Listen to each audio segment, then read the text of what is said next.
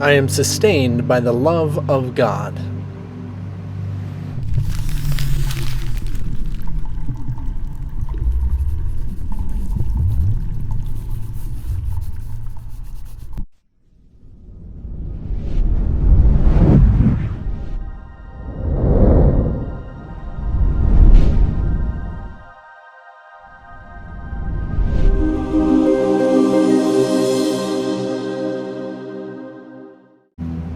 So this is, of course, in a way, discussed before, but in the sense that trust and all those things, as far as what you're sustained by the love of God, we want to recognize, and this is something that a lot of people get invested in and get caught up in, and recognizing that we put our faith in the most trivial things and endow them with magical powers.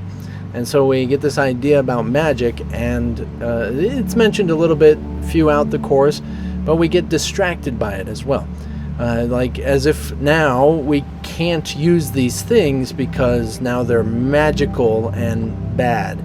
We project our idea of guilt onto this, and the fact that, and suggest that this is actually implying that we are guilty of doing this. And yes, in a way, you are guilty. You have done it. You are doing it, yes.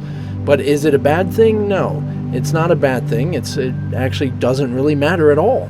In fact, all of these things are considered illusions, and so you can't actually put power to them, give faith to them, or take it away. So we like to think that we can, and have, and hopefully discover what the truth is about by giving up, say, Advil and stuff like that. And it's really not about that. It's not about getting off medication or anything like that. It's not about not wearing any clothes anymore. It's not about not needing glasses or anything like that. When you don't need them, they will fall away. It's more so recognizing, and the real depth about what magic is essentially everything. Everything is magic. Everything that you can see in the world, giving it stiffness, giving it thickness, giving it physicality, is magic. So everyone is endowing magical powers to everything. These things are solid. The book, A Course in Miracles, is magic. The whole reason things look in this illusionary fashion, look physical, is by this sense of magic. So unless you are ready to get rid of it all and get past it all, getting past little parts of it makes absolutely no difference. Okay? So it's not about giving up any little parts until you give it up at all. It's like going sober with just not having beer, but you're still going to have hard liquor. I'm still going to do tequila, but I'm not going to do beer, and I won't do vodka either, but just tequila, right? It's like if you're going sober, you get rid of it all. And then there's some people that do even more and no drugs or influences of any kind like that.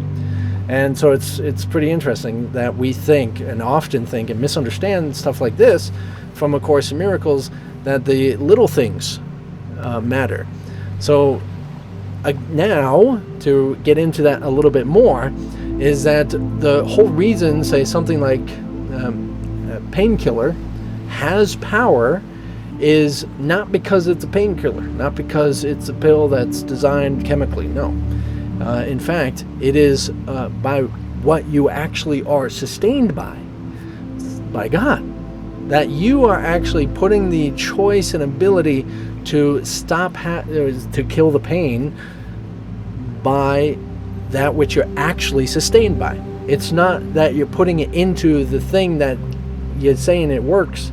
It's you're actually doing it by the love of God. And you take that and give yourself an excuse. I'm going to now be killing the pain from something that doesn't have any power. So in the same way, you have the pain because you have that magical essence to it of your body by the choice and the love of God. That everything is happening by the love of God. Okay, so now take it a little farther. Let's keep going.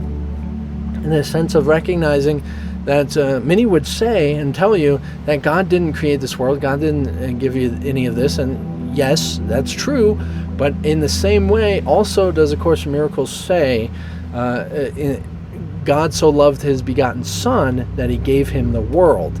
And it gets back into the last lesson about the voice of God, and that the holy spiritual universe, and that if you don't understand it in that fashion, you're not going to make sense out of it. The holy spiritual universe is the gift to the Son of God from the totality of what is God, okay, so that it can experience without judgment anything and everything it thinks of. And that's what we're doing. So the love of God, as it's called, is a complete allowance and acceptance of everything that you so desire. So you are actually, not just little you, big you, is experiencing universes and worlds of its own desire, its own making, by this totality of what is the love of God. It doesn't judge if it's good or bad. It's just love's here, love here, love here. That's it. It's you think of something negative, oh, love here. You think of something positive, oh, love here. The sustained by the love of God. Your experience altogether is sustained by the love of God. Not one part of it, not any of it, is somehow sustained by something else. The whole structure of all physicality, all energeticality, all spirituality, all elements within physicality, all bodies, all souls, every last little aspect, all of it, not anything you can possibly think of is outside of God, nor sustained by something else, even unto its own scale of where it's come from. It is all sustained by the love of God. That essentially, if it was to retract its love, that thing would cease to exist. Okay? So in the same way as if you could actually detach from the totality of what God actually is, you would cease to exist. Not only die, but literally cease to exist. You would, in fact, never have existed before. And that's impossible. So that's kind of the recognition, hopefully reiterating a little bit how it's even possible to experience and why you're experiencing it. And essentially, it is all structured and boosted up on this. So the way in which, say, I said God did not create this world, no, it was more so the ideas of the Son of God in correspondence with that voice of God, the holy spiritual universe, naturally gave it what it thought of. You think of it, you dream it, it becomes your reality. It literally becomes your reality. It's doing it now, and you don't even know even a half of your mind. You don't even know 10% of your mind, and what you don't even know 0.001% of your mind. That's to say, all of that other percentage of whatever amount is doing stuff without your permission, without your authority. And that's the thing, is that once you recognize what the truth of say, God, oh, the dreamer of the dream is, what Christ is, then you actually have the power to do that manifestation yourself. Like, you're actually aware of how it's happening. So you like to think, oh, then that's powerful. Oh, then I can change everything. Oh, I can walk on water and do everything. But the fact of the matter is the way the world is now is because you've already been manifesting it every single moment.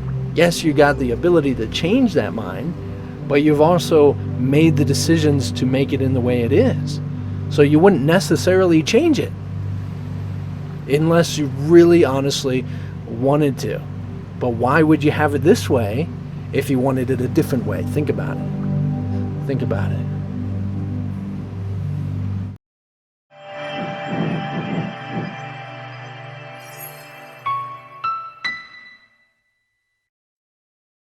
So everything has the basis, the very fundamental essence of everything, all existence in any form, alternate universes, parallel universes, timelines, variations of universes, structured, or everything is not only one with God and in the essence of God, but literally exists because it is sustained by the love of God. That it so loves you so much that it gave you this totality of experience to do with whatever you think of, whatever you dream of. It wasn't a world, you thought of the world part.